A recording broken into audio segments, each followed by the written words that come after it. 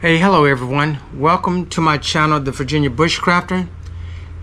If this is your first time here, this is the channel where we continue to learn and practice the skills of bushcrafting, prepping, and survival for the wilderness. So, hey guys, if this is your first time here, hey, please hit that like button, leave a comment, share this video out, and subscribe if you haven't. But guys, I'm going to talk about a cutting tool that I have that it's an axe, and the handle broke, and I ended up purchasing another handle that I sent back because the grain was still much more horizontal than I liked. So I finally got a third handle. So what I'm going to be doing today, guys, is learning.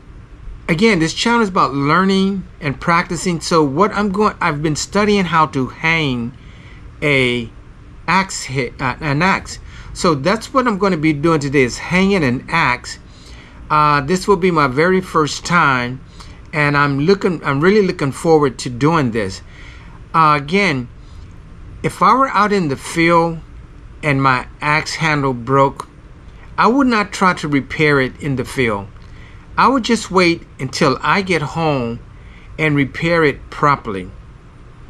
That is one of the reasons that I always carry a belt knife, and my belt knife can be a medium knife from 5 to 7 inches, or it can be a large knife 7 to 10 inches.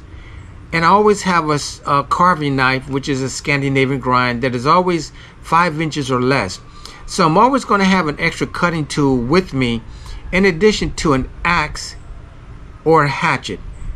And if I don't have an axe or a hatchet, I can assure you I'm going to have a blade, a cutting tool that is 10 inches or longer, 10 to 13 inches.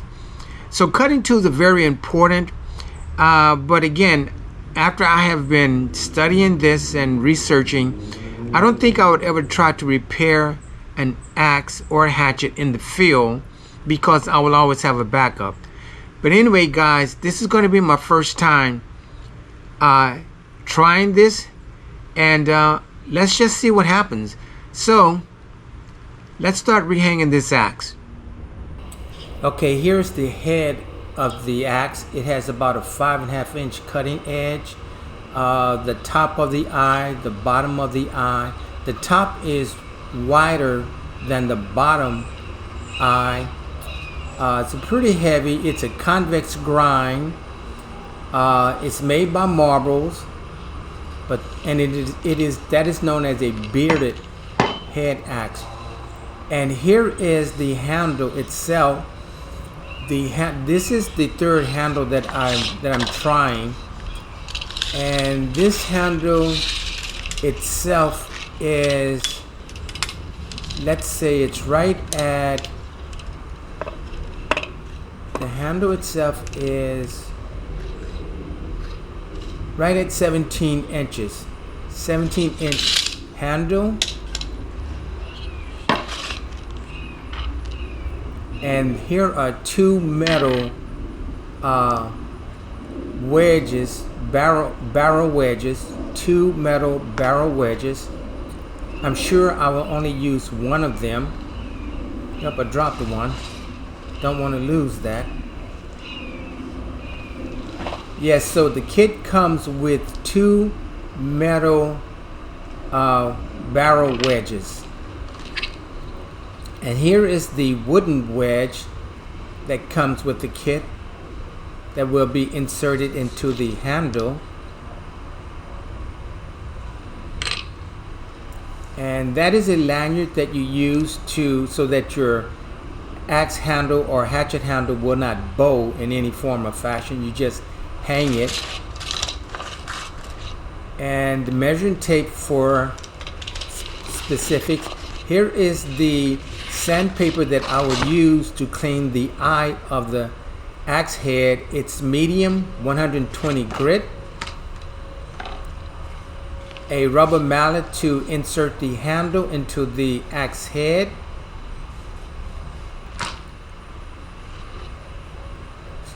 Super glue, which is for wood, that will be used with the wooden wedge that goes into the handle, and there's Gorilla Tape that I'm going to use for a safety measure as well, and scissors for good measure for cutting. And here is a mill file that I'm going to be using to do most of the work. Here is another file. I don't recall a specific name of this file, but I'm going to use it anyway to help clean out the eye of the axe. Again, that is the mill file. I'll use both sides. I believe that's a medium,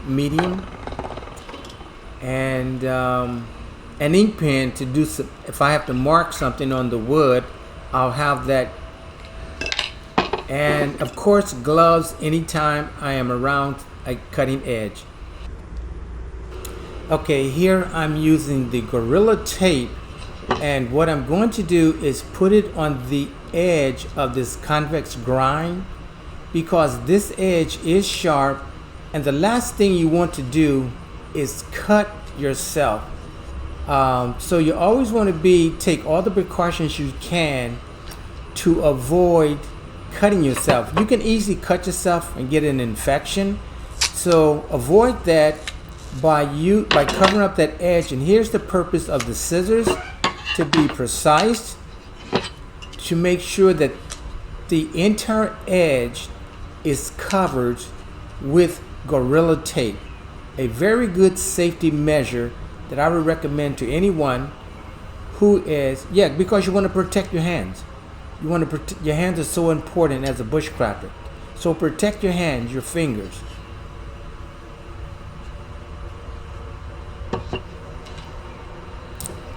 Yeah, that's very important. And now I'm going to clean the eye of the axe head. And again, this is 120 grit sandpaper. You want to remove all of the debris or anything that got inside of that axe head. And here I think I made it a little too large, so I'm going to make the diameter of this sandpaper smaller so that it will insert into the eye of the axe head, and I can remove any debris that shouldn't be there.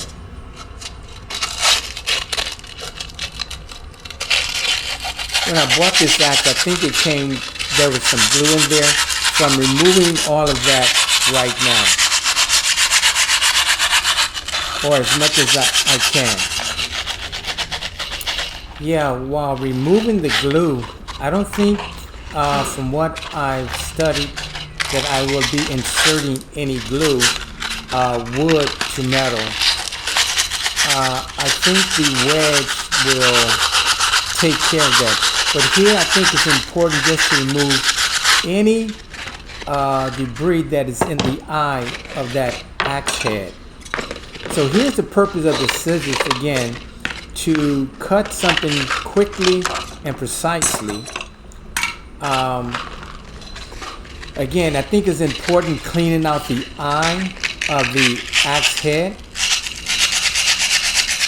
So this is going to allow me to be a little bit more precise here by using a smaller piece of sandpaper, being able to get up into the inner of that eye very well.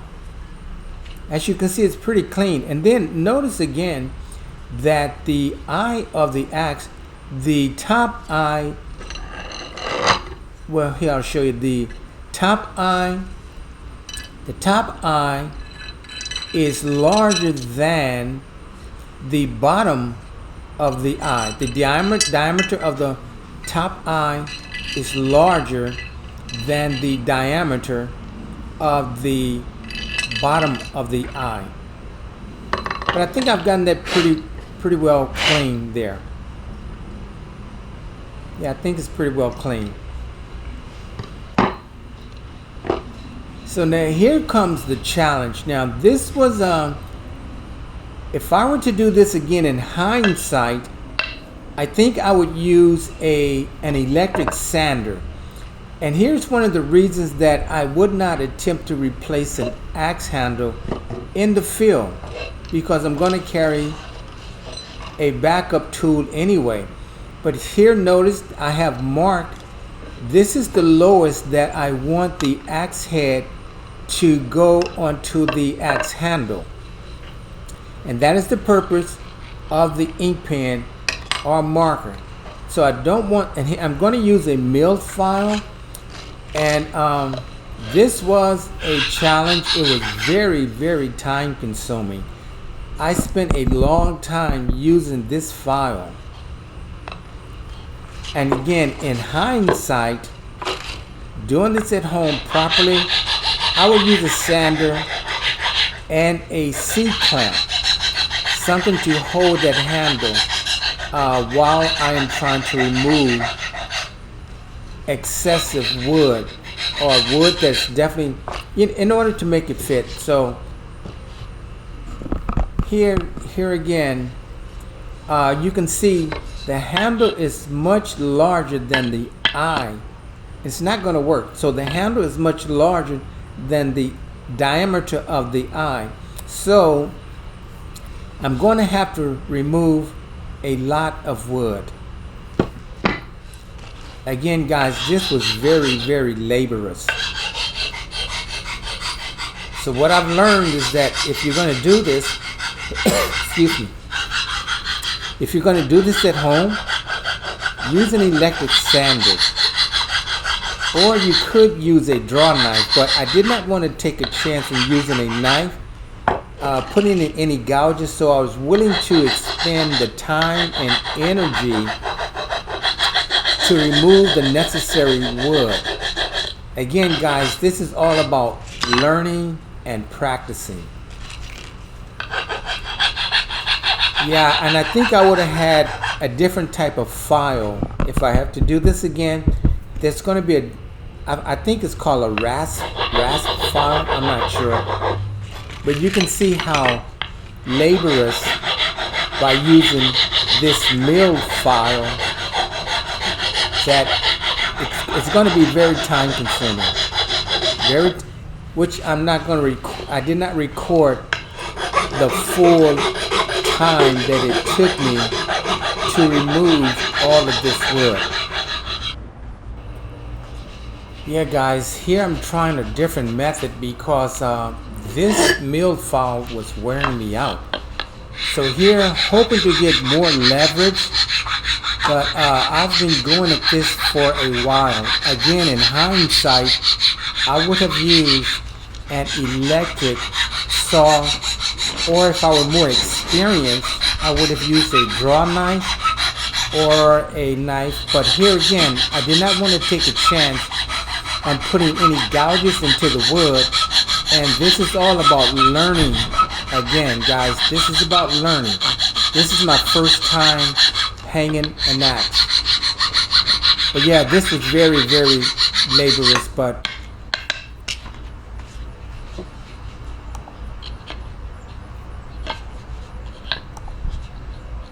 still have a ways to go.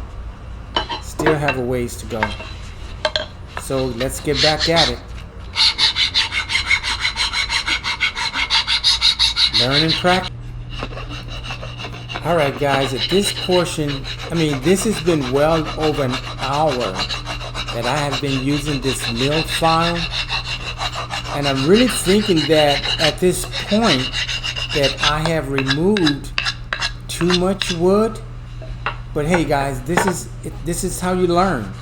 You know, you've got to try it, test it out. I don't know. It might work. Let's see. I really honestly think I removed too much wood. But I've been using this mill file over an hour. Yeah, just by looking at the top, I could have... Well, I'm trying to get the axe head to a certain point onto the handle. And again, with this being my very first time, it was really a judging game. Now here I'm having to use a stump, because I don't have a working tape, where here I'm using the rubber mallet because I don't want to deform the handle or the butt of the handle in any form of fashion. So as you can see, it looks like I'm removed too much wood. I don't know, but here's learning. As you see, the axe head just comes right off. I'm really thinking I removed too much wood, but I'm thinking that the wedges will compensate for that. So let's try it again. Inserting the handle into the eye of the axe head. I think I'm gonna have to go all the way down to the shoulder of the handle, but it's going in. But I think I removed too much wood, but I'm saying to myself that the wedges will compensate for that. The wedges will spread the wood out. So let's continue on using the rubber mallet not to deform the handle. But it's going to work. I'm determined. Guys, this is all about learning. You know, you can read about it, you can watch other people do it, but until you do it yourself.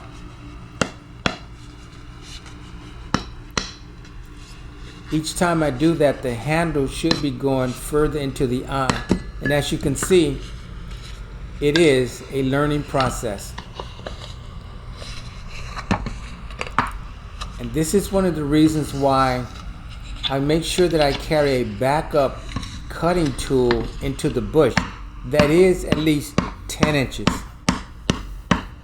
But again, this is fun and it's learning. Hanging my first axe. As you can see, there are still some gaps at the bottom of the eye. I have a long way to go. A long way to go. I'm not nearly finished. I really needed a C-clamp, but I don't have a C-clamp, so I work with what I have.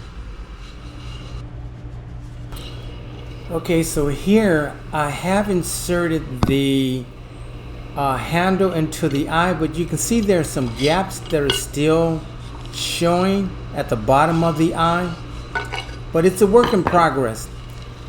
And I do have the I don't know if it's going to work, but I do have the axe head onto the handle somewhat securely now. And here again, this wood wedge, I'm really hoping that it will compensate for the space. And I'm going to put Gorilla Glue, wood glue on here. Now the glue, you from what I understand, that you should put it only at the bottom half of this wooden wedge, because as the wedge is inserted into the handle, the glue will go upward. But you know, I went ahead and I put glue, wood glue, on the entire wedge. It's like, what's the worst that could happen? Glue would just seep out that I can remove. But so that's what I did. I put glue on the entire wedge, the entire wooden wedge. I wanted to try and make it secure because I was really concerned about the space that was left between the axe head and the handle itself. So now I'm inserting the wedge into what I believe is called the curt, and I'm going to start off with a rubber mallet just to get it started. And here I am really hoping that this wedge will compensate for the removal of more wood than I thought I really should. But hey, it's learning, guys. It's learning. Alright, so I do have the wooden wedge inserted all the way. I did have to use a metal hammer to get the wooden wedge all the way in. So now it's time to use the metal barrel wedge. But it's coming along so far. It's a work in progress. It's a learning, definitely a learning curve. All right, well, I have the metal barrel wedge in, and I'm gonna have to clean up the top of that eye with some sandpaper. And here I'm going to carefully remove the Gorilla Tape from that convex edge. Again, you want to be very careful protect your fingers, protect your hands when around cutting tools. But yeah, I'm going to have to clean up the eye of that axe. I'm going to have to sand it and put some boiled linseed on the handle itself. But I just really like the aesthetics of this bearded axe. Yeah, you can see, yeah, it's going to be great for carving. Again, that's a 5.5-inch cutting edge. Yep, I'm going to have to put the boiled linseed on it. Just touch up the edge and smooth out the top. Yeah, it sticks very well. Just basically letting it drop, it sticks very well. But I'm anxious to see how it performs. But hey, it's a sense of pride, you know, a sense of pride. Well, guys, here is an axe that I've just rehung the very first time that I've tried this, and I think it came out okay. Definitely a learning process. But if you guys remember, maybe 3 or 4 months ago, I had this axe in the bush and I was chopping a large branch with it, and the head just flew off. But there was no need to fret because I had a Kershaw Camp 10 with me that had a 10-inch blade, a saber grind blade. So I finished my task using the Kershaw Camp 10, but I wanted to rehang this myself. I ordered another handle. Well, first of all, what I found out, one of the reasons that the handle broke is because the grains were running horizontal, not vertically. So I ordered another handle. When I received it, the grain was still running somewhat horizontal, so I returned it, and they sent me another one, and this is the best they could do, I'm sure. But what I learned later, I learned from another content creator, I believe it's Mr. Old Clunker, who had stated he had been that he was a fireman. No, that he had been a fireman. And what's important about the handle is the density of the wood. So this was a fun project. I'm going to see how it works out. If this handle ever breaks again, I will go to the bush and harvest some ash or some hickory wood and make my own handle, ensuring that the grains are going vertical all the way and not horizontal. But this was fun. It was a challenge. I had to sand a lot of the neck, and there was some problems with fitting. I think I somewhat took too much wood off, but by putting the wedge, the wooden wedge, and a metal wedge, and some other wedges around it, I'm going to see how it turns out. But the one thing I like about this axe is the pure aesthetics. I like the bearded portion. So the only thing I'm going to do now is put the handle in some boiled linseed. I'm going to touch up the edge, even though it's still sharp, and go into the bush and see how it performs. But with my experience with this axe, of course, you know I will have a backup that is at least 10 inches, a 10-inch cutting blade. As you guys may know, I like large knives.